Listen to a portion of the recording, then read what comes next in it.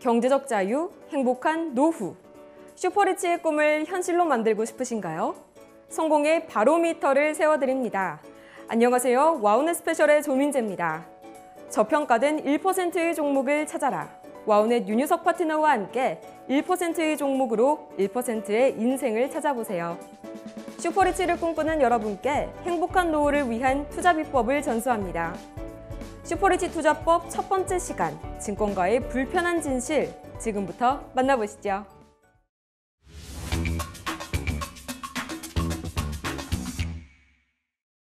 네, 여러분 안녕하십니까? 윤유석입니다.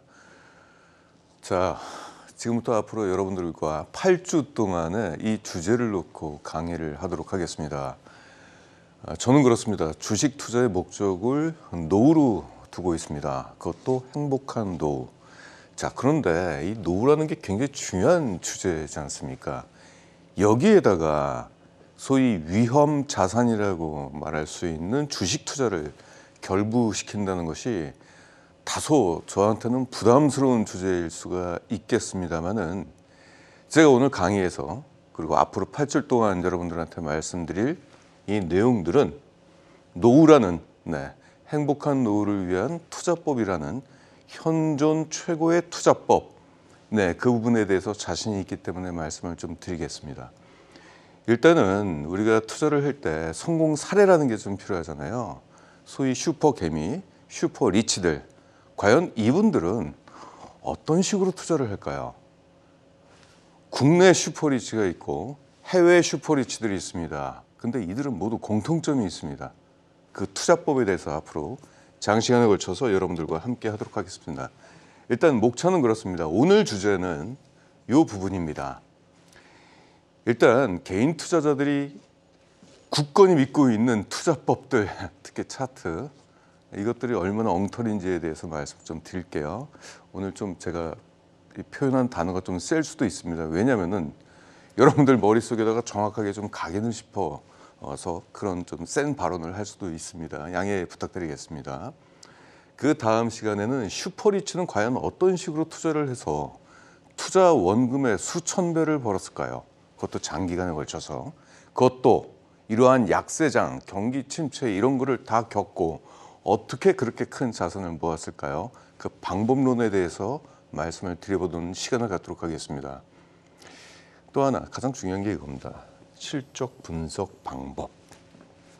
서점에 가서 아무리 뒤져도 실적을 정확하게 분석하는 방법에 대해서 나와 있는 서적은 없습니다.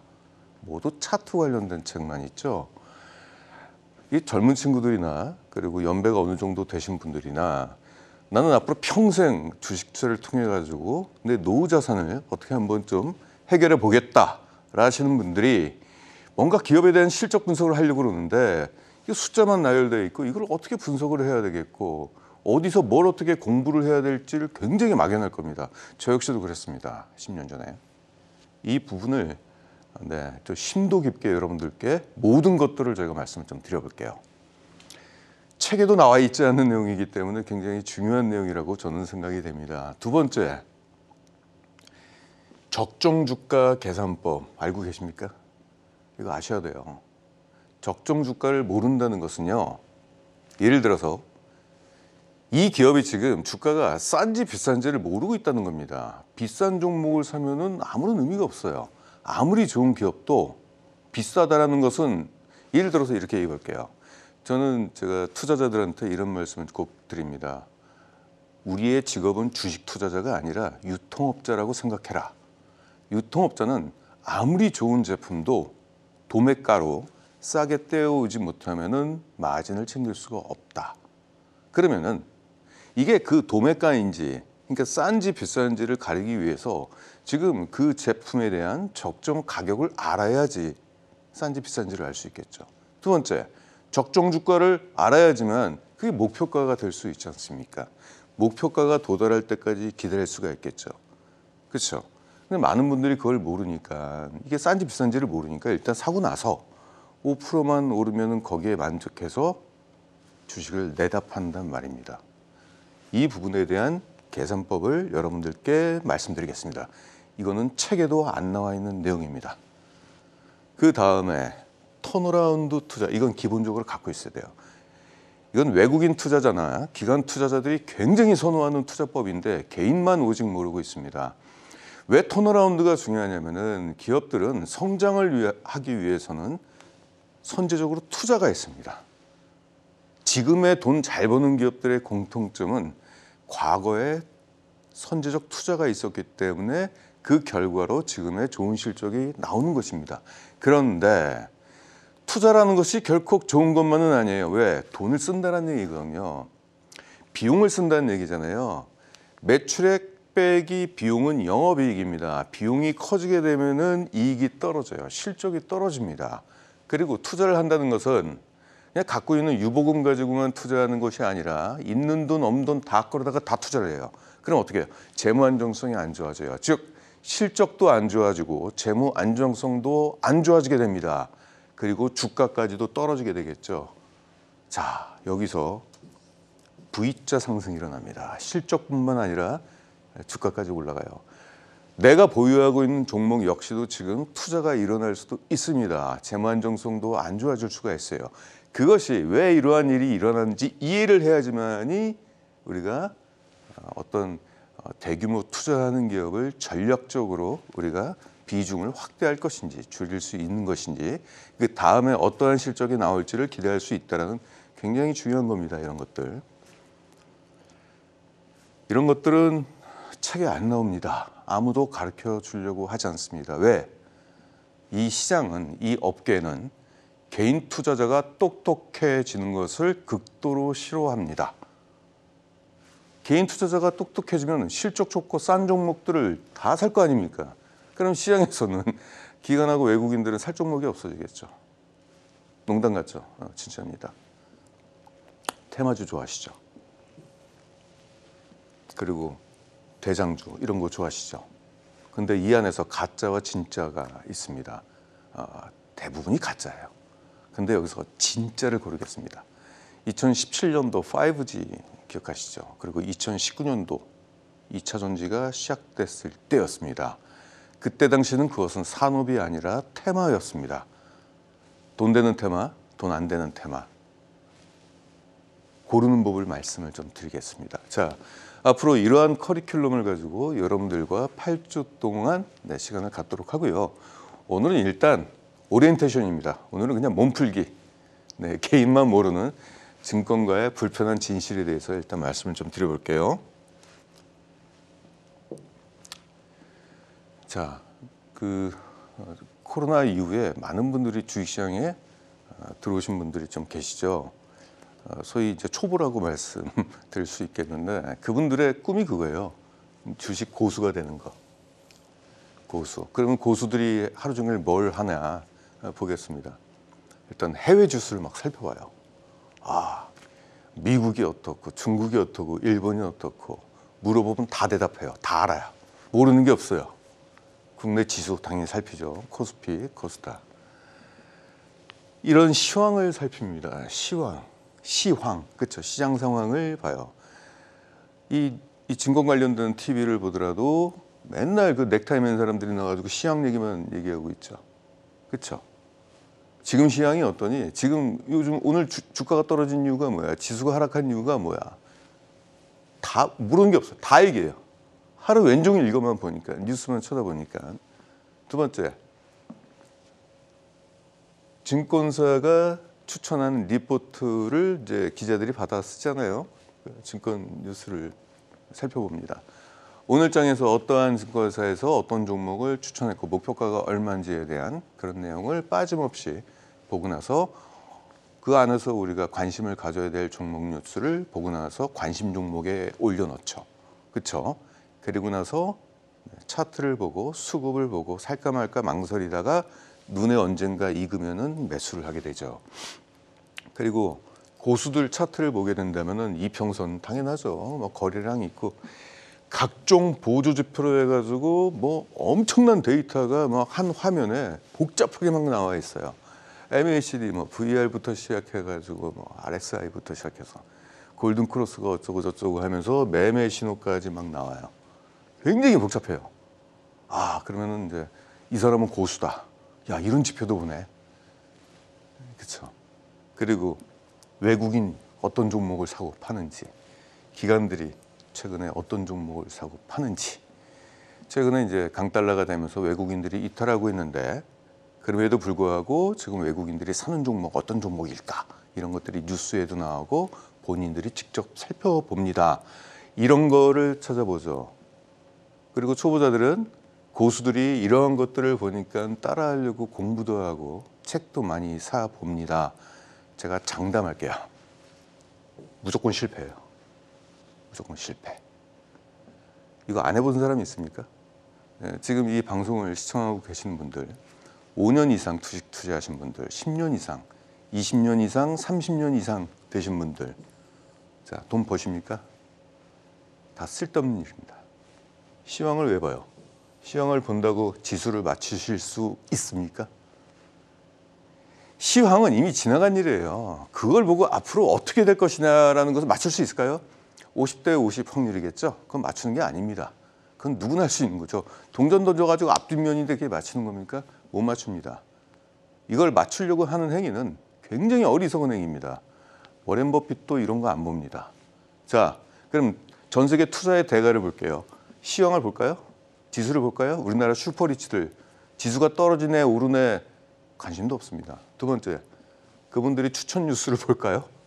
종목 뉴스 이런 거 볼까요? 두 번째, 이거는 왜 보는 거죠? 차트는? 전 세계에 있는 투자가의 대가들이 차트를 보시나요? 차트는 그냥 감상용이에요. 내가 여기서 사가지고 여기까지 올랐구나. 좋네. 딱 거기까지. 근데 이걸로 종목을 발굴하신다. 이건 애들이 나는 거죠. 이거 하시는 분들은 그냥 로또를 하시거나 비트코인을 하시거나 그 정도 나이, 20대 경험상. 근데 우리가 연배라는 게 있잖아요. 노후를 준비하는 50대 이상부터는 이거는 안 됩니다. 이걸로 돈 번 사람이 있으면 이름 한번 대보세요. 제가 뒤에서 말씀드릴게요. 이걸 왜 따라합니까? 외인하고 기관들이. 외인하고 기관들이 그 종목에 대해서 굉장히 관심이 있어가지고 사는 것 같죠? 절대 아니에요. 그냥 프로그램이에요. 이 고수들이 왜 저런 걸 보고 실패하느냐? 제가 이제 은유적으로 이렇게 표현을 했습니다. 이것은 이 시장에서 개인들 보고 제발 이것 좀 봐줘라라는 겁니다. 너희들은 똑똑하면 안 돼. 너희들은 멍청이가 돼야 돼. 제발 이것 좀 봐라. 진짜 중요한 핵심 가치는 보지 말고 차트 보고 시황 보고 수급 보고 그냥 그렇게 투자해라. 그래야지 우리가 돈을 버니까. 하나씩 볼게요. 제가 이제 예전에 이제 신문 기자였습니다. 증권부 취재팀장을 맡았습니다. 그래서 이쪽에 대해서는 제가 좀 많이 알고 있고요. 그래서 말씀을 좀 드립니다. 저는 그때 이제 데스크에 있었는데 기자들을 교육시키고 어떠한 기사의 기조를 써라, 어디를 가가지고 취재를 해라, 이제 이런 걸 지시하는 그 위치에 있었습니다. 제 머릿속에서는 개인 투자자는 아무도 없어요. 제 목적은 돈 버는 거였습니다. 언론사가 영업조직입니다. 돈 버는 거예요. 기자를 내보낸 뒤에 그 다음에 영업이 들어가는 겁니다. 개인 투자자를 위한 기사 증권부에 없습니다. 있다고요? 없습니다. 보통 이제 기사 그러면은 이제 경제부라는 게 있죠. 경제부 밑에 산업부, 금융, 증권. 보통 되게 이렇게 나눕니다. 산업부는 각 기업의 이제 출입 기자로 보시면 되겠습니다. 금융도 각 은행이라든지 그런 금융기관의 출입 기자고요. 증권부도 출입 기자일까요? 아닙니다. 이거는 제가 말씀드릴게요. 뒤에서. 과거에는 그래요. 신문은 모두 유료였습니다. 기억하시죠? 돈은 누가 냅니까? 소비자가 내죠. 소비자가 내니까 언론사는 소비자를 가장 두려워했던 독자였습니다.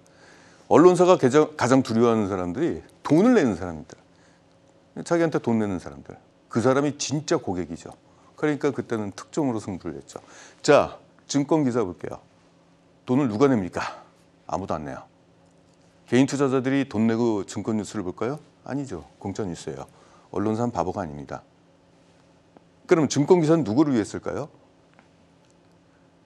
그 언론사는? 언론사가 사회복지사가 아니에요.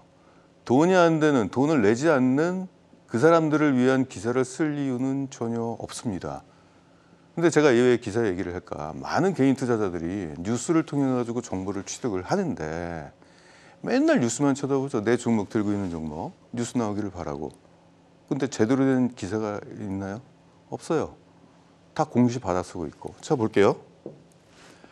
언론사는 돈을 내지 않는 개인은 고객이라고 생각을 하지 않습니다. 그래서 개인 투자자를 위한 기사 이런 거 없어요.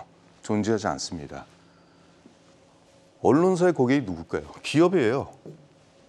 기업이에요. 기업을 위해서 기사를 쓰지 개인을 위해서, 개인 투자자를 위해서 기사를 쓰지 않는다는 얘기입니다. 이게 되게 중요한 얘기입니다. 누구를 위해서 그 진정성을 가지고 쓰느냐 안 쓰느냐 이게 되게 중요한 건데 개인 투자자가 독이 되든 말든 관심이 없어요. 그냥 자기한테 돈을 내는 기업들 위주로 씁니다. 실적이 무너지고 있는데도 뭐 신제품 나왔다 그러면 엄청나게 좋은 기사 쓰고 있고 최근에 어떤 보일러 회사는 지금 러시아 때문에 러시아에 수출 못해가지고 엄청난 실적 타격을 보고 있는데 그 얘기는 하나도 없고 신제품 얘기하고 있죠. 반대로 연간 2천억 원의 현금을 창출하고 있는 그런 기업인데 그깟 그 직원이 뭐 하나 안 좋은 사건을 했다 그래가지고 마치 그 회사가 마치 부도나는 양 엄청나게 물어뜯고 있습니다. 개인 투자하고 상관없어요. 자기의 이익과 관련된 그런 방향으로 이제 기사를 쓴다는 얘기죠. 크게 세 가지로 구분이 됩니다. 증권 기사는 받아 쓰는 기사. 왜 기사를 받았을까요? 이게 그 종합 포털 쪽하고 이제 뉴스 제휴를 합니다. 포털 사이트에서 여러분들이 알만한 그런 대형 포털 사이트죠. 검색 사이트. 그런 데서는 뉴스가 검색으로 나와야 돼요. 그러면 그쪽에서는 이제 언론사하고 제휴를 맺을 때 조건이 있어요. 너희가 매거진이냐 종합 일간지냐 거기에 따라 가지고 기사의 양이 최소 하루에 몇 건 이상은 돼야 된다는 조건이 붙습니다. 그래서 일단은 무조건 기사 분량을 첫 번째로 채워야 돼요. 하루에 100건 이상이라든지. 저 때는 100건 이상이었습니다. 그냥 받았어요. 영혼 없이. 가장 받아쓰기 쉬운 기사가 뭘까요? 공시죠. 아니, 자 보세요. 어떤 기업이 유상증자를 해요. 이건 개인 투자자들한테 가장 중요한 이슈지 않습니까? 그럼 유상증자를 하게 되면 이걸 왜 하느냐? 뭐 투자냐, 시설 투자냐? 그럼 시설 투자라고 한다면 너희들이 공장이 지금 전국에 3개가 있는데 그 중에서 왜 이걸 하느냐? 어느 정도 규모로 하느냐? 그래서 관련된 앞으로의 기대할 수 있는 총 매출 캐파가 어느 정도 바뀌느냐? 이거 전화 걸어서 취재해야 되는 거 아닙니까? 아무도 안 해요. 아무도 안 해요. 그냥 받았어요. 누가? 인턴 기자. 인턴 기자는 기자가 아닙니다. 알바예요, 그냥. 또 하나, 증권사에서 리포트가 나오면은 그거 가져다가 그냥 베껴 쓰는 거죠, 그냥. 20분에 한 건씩 쓰라고 제가 옛날에 그렇게 이제 교육을 했던 기억이 있는데 그냥 받아 쓰는 겁니다, 영혼 없이. 목적 자체가 개인한테 좋은 정보를 주는 게 목적이 아닙니다. 그냥 분량 채우기예요. 컨셉 유중. 두 번째, 여기서부터 이제 문제가 돼요. 부정적인 기사, 광고성 기사. 모르죠? 부정적인 기사는 뭐냐면은 하나예요. 기업들한테 돈을 받기 위한 목적입니다. 일단 뭐 하나 이슈가 터지면 그냥 물어뜯습니다. 그 기업의 가치나 뭐나 상관없이 그냥 그 종목을 들고 있는 투자자들이 견디기 어려울 정도로 굉장히 괴롭힙니다. 반복적으로. 얼마 전에 오스타임플란트 쪽에서 직원이 대규모 횡령을 했죠. 근데 기사의 내용을 보게 된다면은 마치 이 기업이 상폐당할 것 같은 그런 어조로 써가지고 들고 있는 투자자들이 굉장히 고통스러워했던 적이 있습니다. 저한테도 문의를 많이 했어요.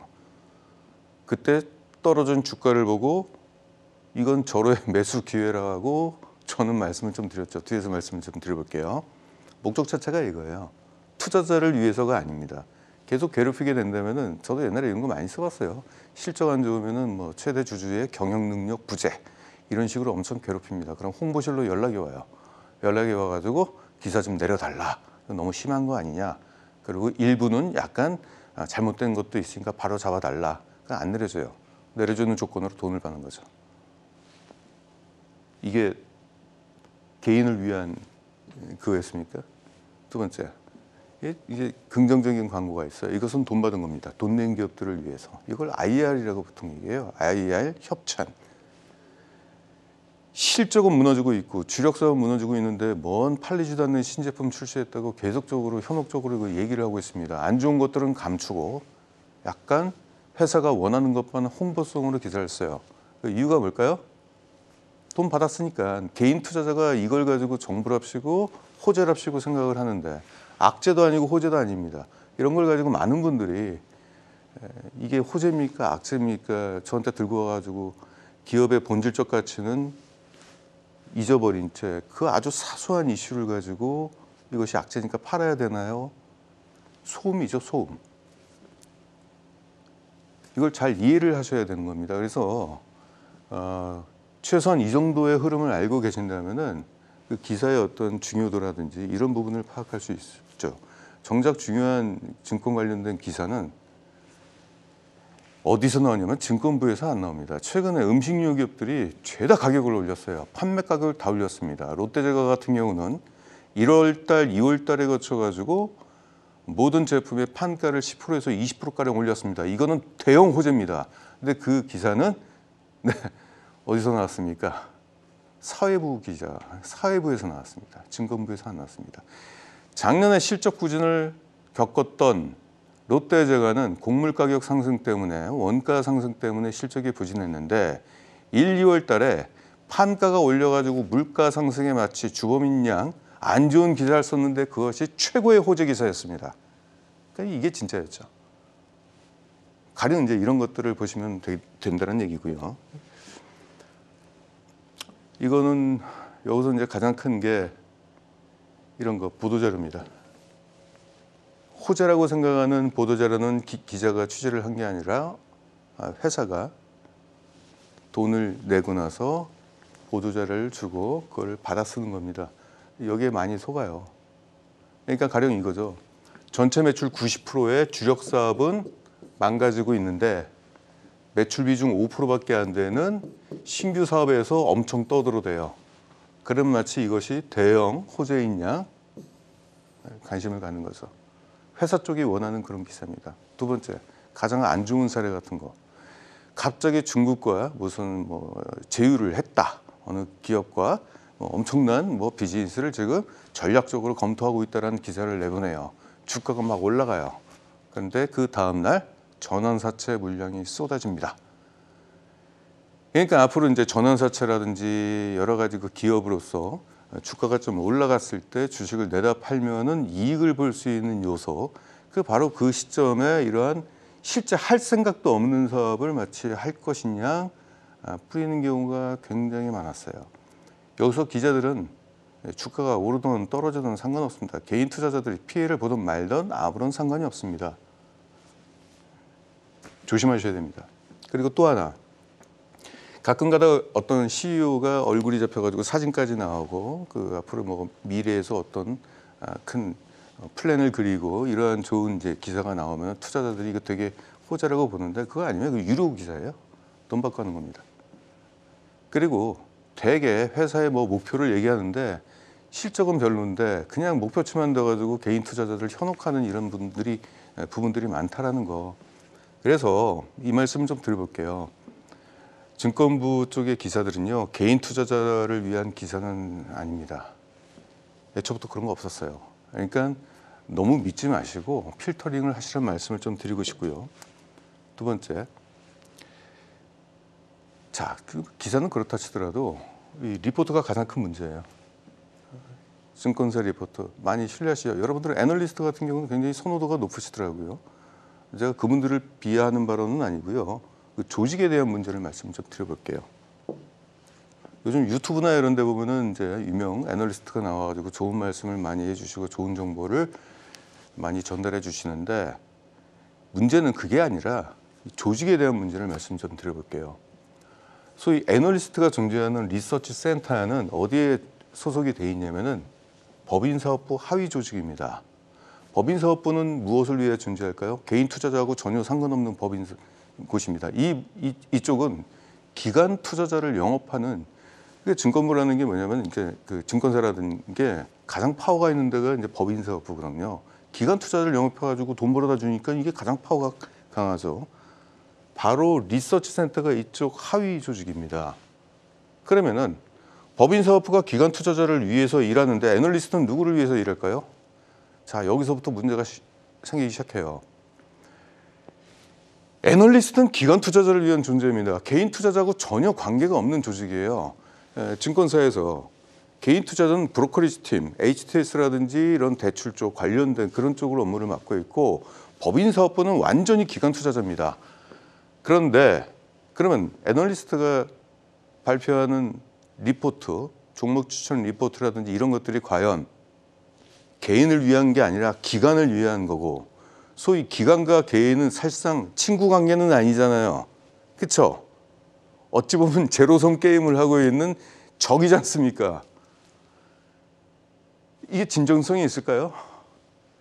하루에도 종목 추천 기사가 수백 건이 쏟아집니다. 리포트 숫자로 얘기한다면 한 100여 건 정도 돼요. 그거 시장에다가 왜 공짜로 노출할까요? 리포트를 왜 공짜로 할까요? 자, 애널리스트 그 주니어급 연봉이 1억 5천 정도 된다라고 저는 기사로 좀 봤습니다.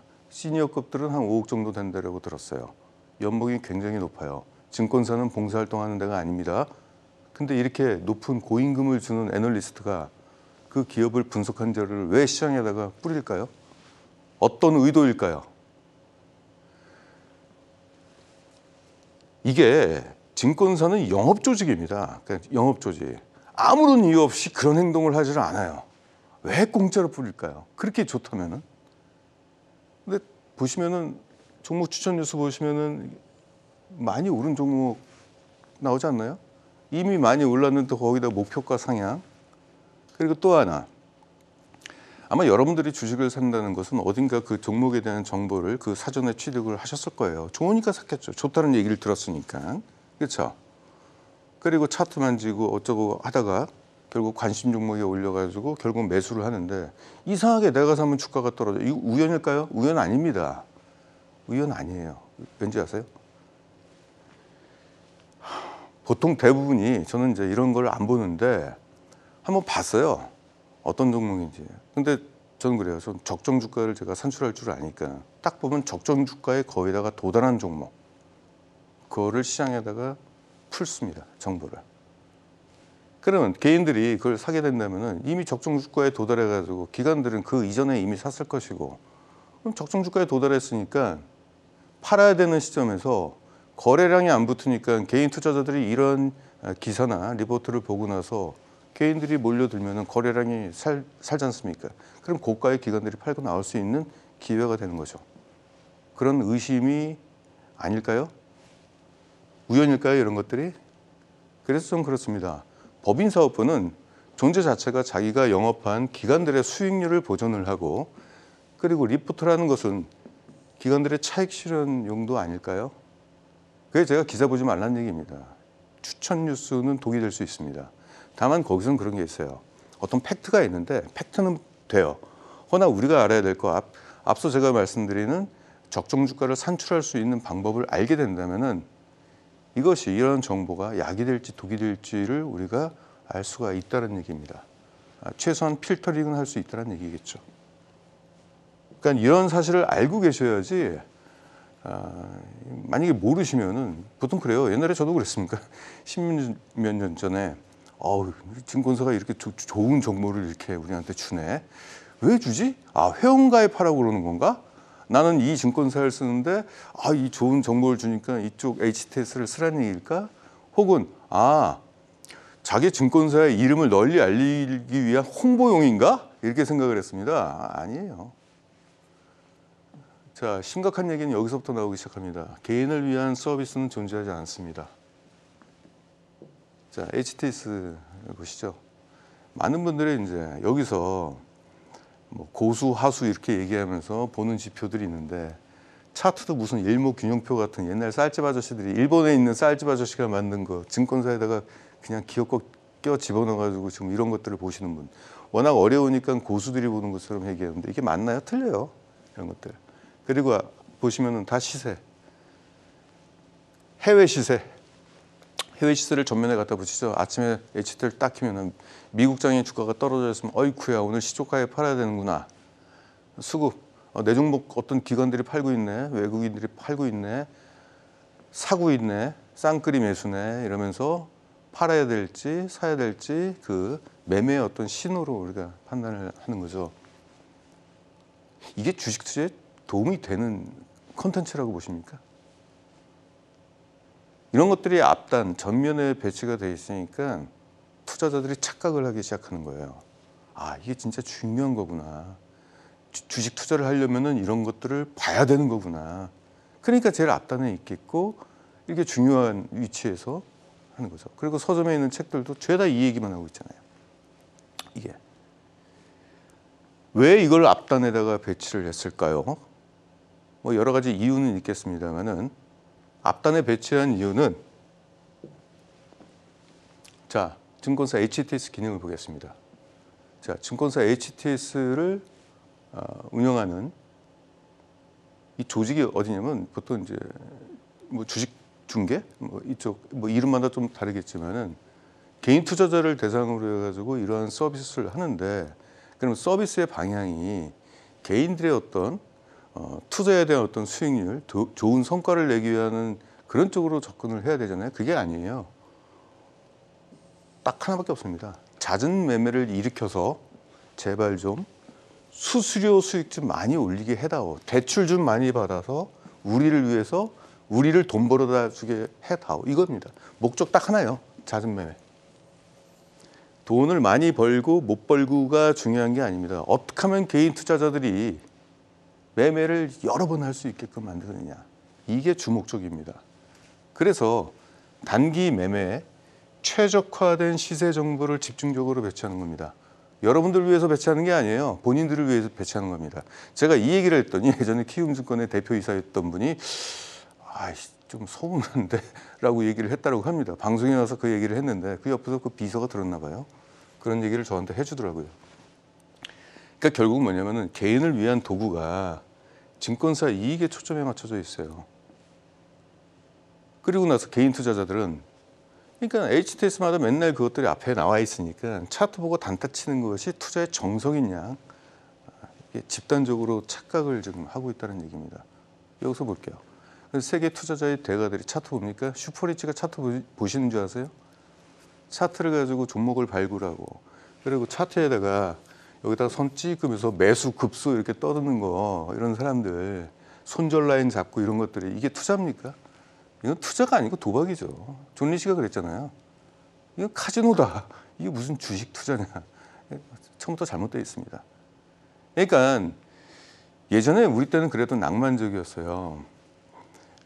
좋은 종목을 발굴하기 위해서 HTS가 없었을 때 1990년도 후반대에는 양재동에 저녁에 퇴근해가지고 국밥을 먹고 고속도로를 쏘아 달렸습니다. 그러면 저쪽에 이제 수원, 안양, 만성 이런 데까지 내려가서 주변에 밤 9시, 10시까지 공장불이 켜 있는 그런 기업들을 발굴하러 다녔습니다.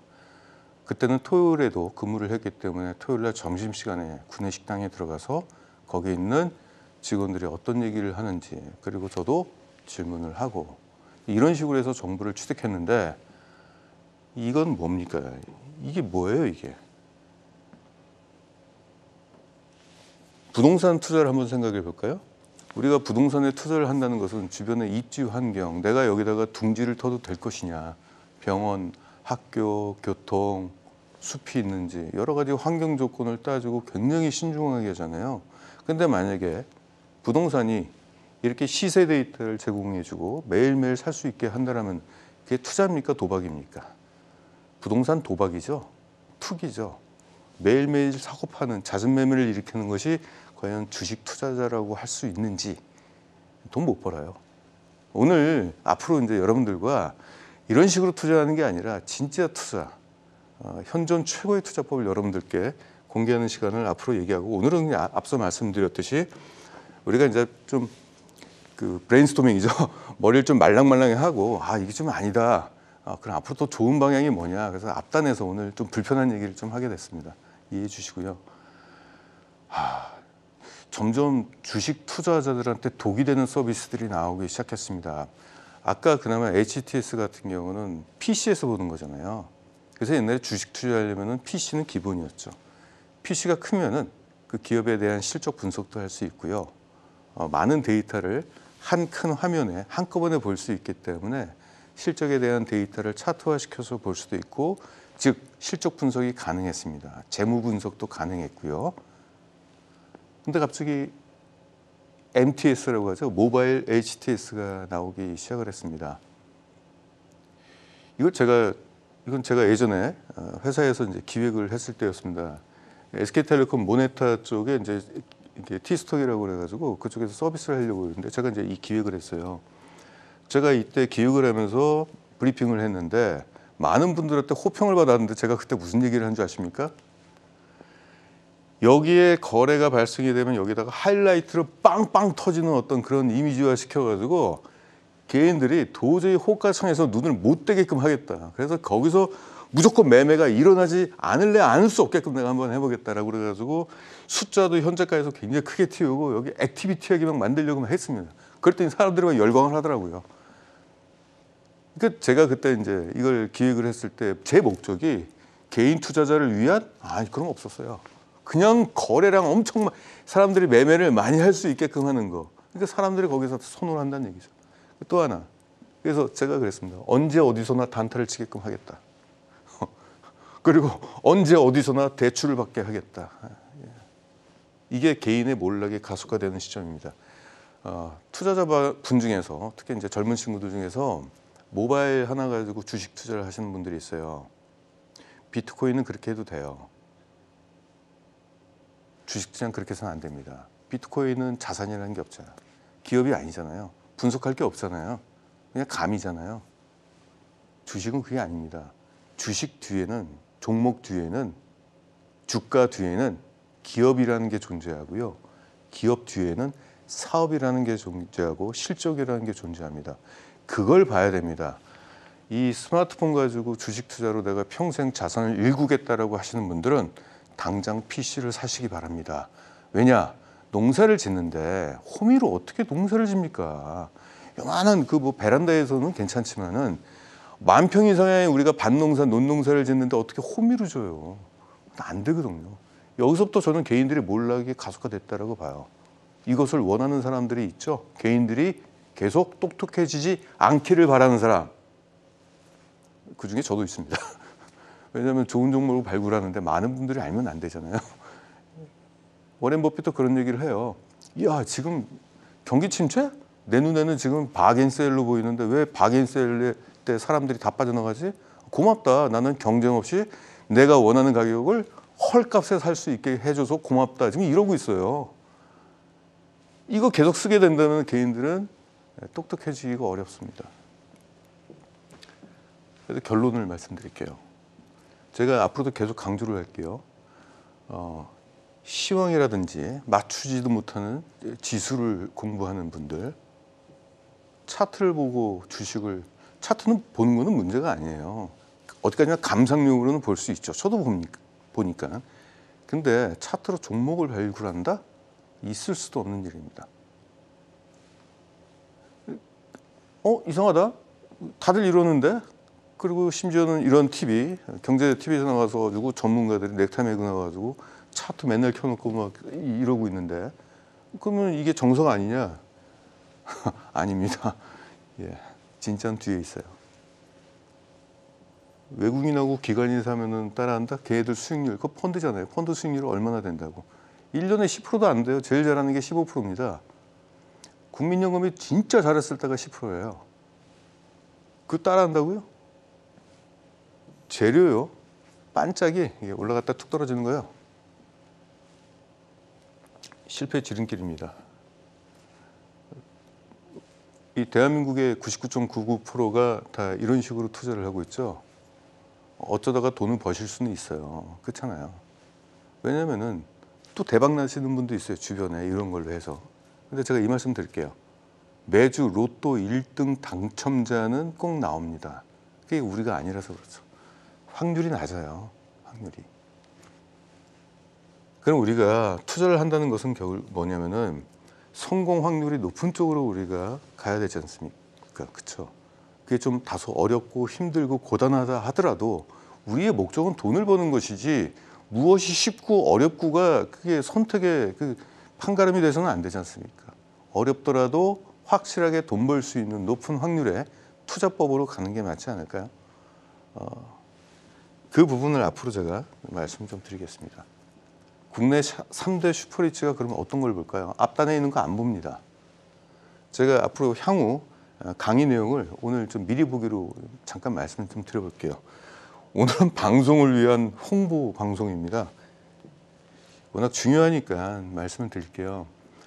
이분은 제가 이제 10년 전에 제가 취재했을 때, 한 10년 됐나요? 7년 좀 넘었습니다.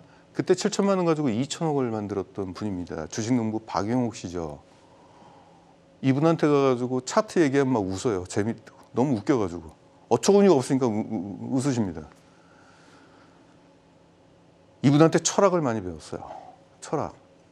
주식은 기법의 싸움이 아니거든요. 그건 이제 존 리 씨도 그러고 많은 이제 이쪽 관계자 여러분들이 그렇게 얘기해요. 성공했던 그 존 리 씨는 이제 스타 그 펀드 매니저였으니까 굉장히 유명했던 분이에요. 미국에서. 기법의 싸움이 아니고 철학의 문제이다. 그 철학을 알면은 실천을 할 수 있다. 이 투자법은 그렇게 어려운 투자가 아니에요. 주식농부 이분이 들고 있는 종목들 보면은 뻔한 종목들이에요, 다들. 뻔한 종목들. 그럼 어떤 종목을 들고 있을까요? 공통적으로 1등 종목을 들고 있습니다. 그리고 중요한 건 실적이 좋은데 좋을 수밖에 없는 기업, 그리고 지속 가능한 좋은 실적을 보일 만한 기업에 투자를 해요. 그리고 언제 판다? 안 팔아요. 대기업이 될 때까지 안 팔아요. 최근에 이거 제가 전해 들었는데 이분이 지금 제가 그때는 2천억인데 지금 한 3, 4천억 정도 더 불어났다라고 말씀을 하시더라고요. 이분 투자법을 제가 공개를 하도록 하겠습니다. 향후 방송에서. 이번엔 카이스트 김봉수 교수 출신입니다. 이분은 화학과이셨죠. 4억 5천만 원 가지고 7년 동안 500억 원을 모았습니다. 대단한 수익률이 아닐 수 없습니다. 이분이 어떤 식으로 투자를 해서 돈을 모았는지 말씀 좀 드려볼게요. 이분은 7천만 원 가지고 1천억 원을 벌었습니다. 자, 공통점이 있어요. 이분들이 어쩌다가 대박이 난 게 아니라 매년 꾸준하게 돈을 벌었다는 얘기입니다. 매년 꾸준하게. 지금 약세장이죠. 약세장에 많은 분들이 나는 실패했어. 주가가 떨어지니까 실패했다라고 생각을 하고 많은 분들이 지금 손절을 할까 말까 고민하고 있는데 이분들은 과연 지금 어떠한 생각을 갖고 있을까요? 20년 이 정도 기간 동안에 투자를 하면서 수많은 약세장을 만나봤어요. 그때 그분들은 어떠한 전략을 폈을까요? 일단 여러 가지 핵심 조건을 좀 말씀 좀 드려볼게요. 일단은요. 먼저 미리 보기로 말씀 좀 드려볼게요. 저분 머릿속에서는 지수, 시황 관심 없어요. 외국인이 사냐, 기관이 사냐 관심 하나도 없어요. 뭐다? 오직 돈 냄새만 좋습니다. 돈 잘 버는 기업. 성장한다는 기업, 성장주라는 얘기가 뭘까요? 돈을 잘 번다는 얘기고요. 앞으로 돈을 많이 벌 수 있는 그러한 가치를 갖고 있는 기업. 기술력이 됐던 생산 능력이 됐던 그런 가치가 있는 기업을 바로 성장주라고 얘기합니다. 이 성장 기업을 발굴하기 위한 조건을 제가 말씀을 향후에 드리도록 하겠습니다. 일단 전방 산업을 봐야 되겠고요. 업황 분석이 있고 트렌드 분석이 필요합니다. 그리고 단일 사업인지 복합 기업인지를 따져봐야 될 필요가 있고요. 당연히 매출 분석과 영업이익 분석, 영업이익 분석은 비용 분석을 해야 됩니다. 이런 것들을 어떻게 해야 되는 건지, 우리가 봐야 될 게 무엇인지. 저 슈퍼리치들은 보는 게 바로 이런 것들을 보고 있다는 얘기죠. 차트 수급이 아니라는 얘기예요. 중요한 거, 짐 로저스가 이랬습니다. 당신은 어떻게 세계 3대 슈퍼리치가 됐을까요? 그랬더니 나는 싸게 산 거 외에는 아무런 방법도 없었다. 그냥 싸게 샀을 뿐이다. 이 얘기입니다. 자, 싸게 산다는 말이 쉽죠. 싸게 산다는 얘기는 그 사물의 어떤 그 기업의 가치, 기업 가치, 즉 주가를 알고 있다는 얘기입니다. 적정 주가를. 일단은 싸게 사기 위해서는 두 가지가 필요합니다. 이것도 굉장히 중요할 거예요. 여러분들이 관심이 제일 많을 거고 개인 투자자들은 반드시 이것을 알고 계셔야 됩니다. 이것을 아시면요 손절을 안 합니다.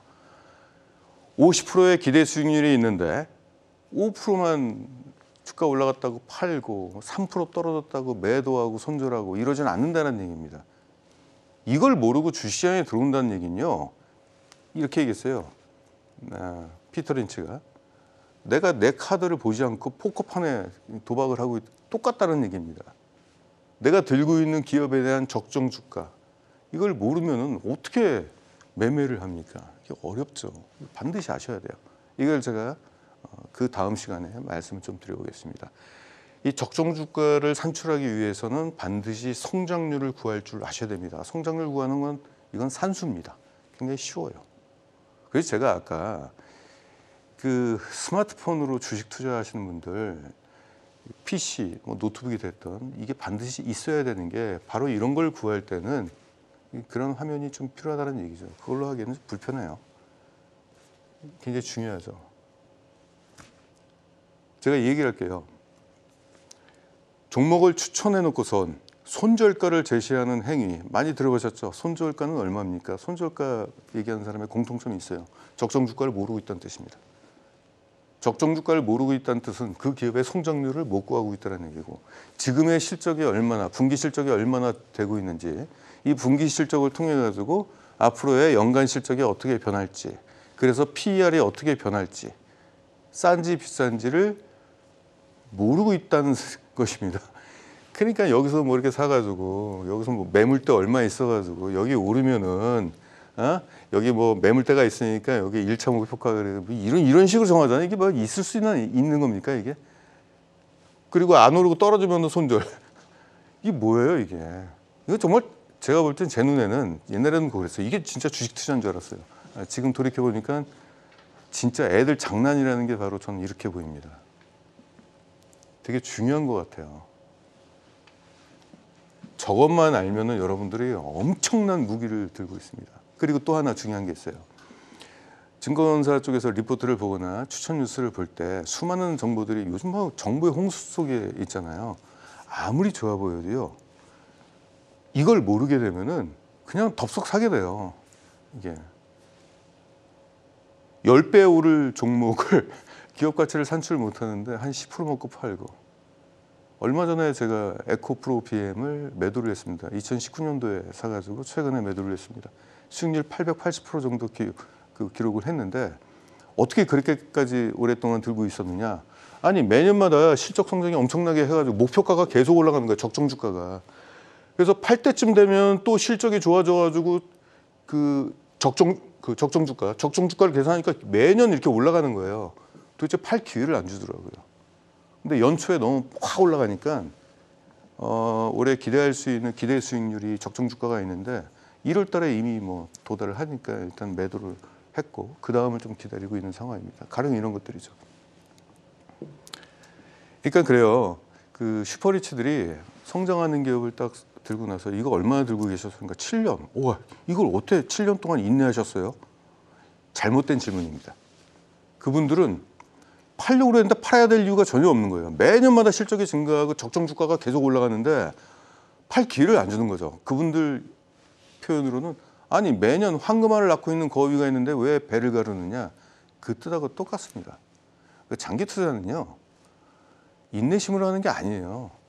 팔면 자기 스스로가 생각할 때 손해 있다라고 생각할 정도로 기업이 계속적으로 현금을 창출하고 실적이 증가하고 소위 목표가가 계속적으로 올라갈 수밖에 없는 기업, 팔면 바보가 될 수 있는 기업, 이런 기업이 장기 투자 대상이 되지 의지를 가지고 내가 몇 년 동안 들고 가겠다. 이거는 아니죠. 그렇게 무책임하게, 그건 무책임한 거죠. 그리고 아까 두 가지 얘기했잖아요. 돈 잘 버는 기업, 그렇죠. 처음에 첫 번째 조건, 돈을 잘 버는 기업, 성장하는 기업. 두 번째, 그러한 기업을 쌀 때 사는 거. 그럼 기대 수익률이 더 높아지죠. 쌀 때 사기 위해서는 적정 주가를 구해야 된다는 얘기. 이 두 가지가 핵심이에요. 그리고 나서 이것만 가지고는 안 돼요. 5가지 옵션들이 필요합니다. 이상하게 슈퍼리치들은 보유하고 있는 종목들 보면 과거부터 보유했지만요. 모두 공통점이 있습니다. 시가총액이 높은 기업엔 투자하지 않습니다. 대기업 같은 거 투자하지 않아요.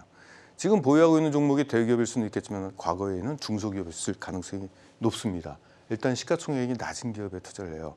많은 개인 투자자들이 여기서 오해를 하시는 분들이 있어요. 이거 소형주잖아요.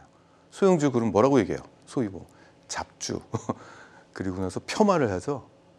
근데 슈퍼리치들은 모두 잡주에다가 투자합니다. 대형주에 투자를 안 해요? 그 이유가 뭘까요? 그 이유를 말씀드릴게요. 고성장주들은요 모두 소형주에 모여 있습니다. 소형주를 사고 싶어서 시가총액이 낮은 종목을 사고 싶어서 산 게 아니에요. 실적을 보니까 엄청난 고성장이 지금 얘기가 되고 있고 앞으로 이 시대를 이끌어갈 신규 어떤 뉴 그 산업에 있는 다 소형주잖아요. 그리고 싸게 사야 된다고 그랬잖아요. 저평가된 종목들은 모두 소형주에 있습니다. 왜? 기관 투자자들이 못 사니까. 시총이 낮으니까 자기의 투자 규모하고 맞지가 않습니다. 이게 못 사요. 소형주 쪽에 몰려 있어요. 저도 그래요. 실적이 저는 이제 전체 전 종목을 모두 이제 조사를 하는데 꼭 실적 고성장주에다가 저평가된 종목들은 모두 소형주에 있습니다. 자, 두 번째. 재무 안정성 평가 반드시 하셔야 되겠죠? 이거 어떻게 하는지 말씀 좀 드릴게요. 구체적으로 말씀드릴게요. 어설픈 재무 평가하면 안 돼요. 왜냐하면 진짜 좋은 종목을 놓칩니다. 가령 부채 비율이 높다고 그래가지고 이 종목은 안 되라고 생각하시는 분들이 있는데 고성장 초입기에 있는 기업들은 부채 비율이 되게 안 좋아요. 놓치면 안 됩니다. 이런 부분을 좀 말씀드리고요. 그 다음에 1등 기업에 투자해야 되는 이유, 업종별로 봐야 될 지표가 무엇인지, 턴어라운드에 대한 이해, 이런 부분을 앞으로 여러분들과 이러한 커리큘럼을 가지고 진행하도록 하겠습니다. 오늘 방송은 앞으로의 제가 여러분들한테 중요하게 말씀드릴 방송을 미리 이렇게 홍보하는 방송 성격이었습니다. 매주마다 화요일 날 저녁 12시에 여러분들 찾아뵙겠습니다. 그리고 공개 방송은 수요일 날 오후 4시에 진행하도록 하겠습니다. 못다한 이야기 내일 오후 4시에 진행하도록 하겠습니다. 네, 끝까지 시청해 주셔서 고맙습니다. 이상 윤윤석이었습니다.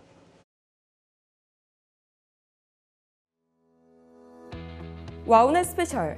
오늘은 윤유석 파트너와 함께 개인 투자자들이 놓치기 쉬운 증권가의 불편한 진실에 대해 알아봤습니다. 와우넷 스페셜만으론 아쉬운 분들도 계실 텐데요. 매주 수요일 오후 4시 한국경제TV 홈페이지에서 윤유석 파트너를 찾아보세요. 와우넷 윤유석 파트너의 특강에 여러분을 초대합니다. 여기서 끝난다면 와우넷 스페셜이 아니죠? 지금 바로 방송화면의 QR코드를 촬영해보세요.